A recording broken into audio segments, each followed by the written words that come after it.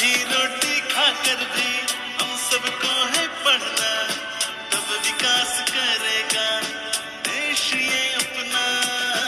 आधी रोटी खाकर भी हम सबको है पढ़ना, तब विकास करेगा देश ये अपना।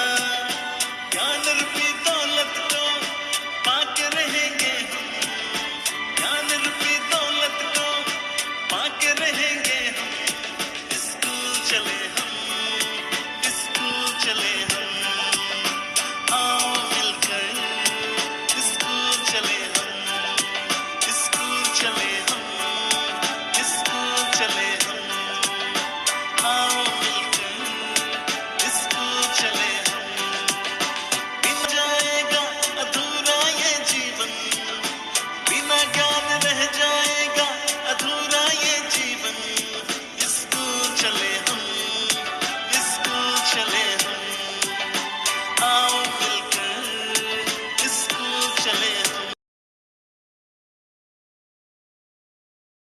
আম কেটা আছে, ফল কেটা আছে, ধুনীয়াকে চুলিয়াকে হেৰি আছে। আপোনালোকে ধুনীয়াকে ফাৰ্ষ্ট টাইম পৰীক্ষা দিছে, কেটা আছে আছে ন?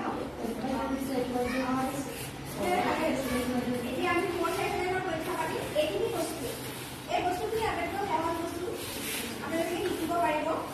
আৰু তাৰ লগতে আপোনালোকৰ যিখিনি বেংকৰ বস্তু শিকিব লগা আছে, ধৰক বেংকৰ কাগজ কেনেকৈ লিখিব লাগে, ইয়াত দিয়া আছে।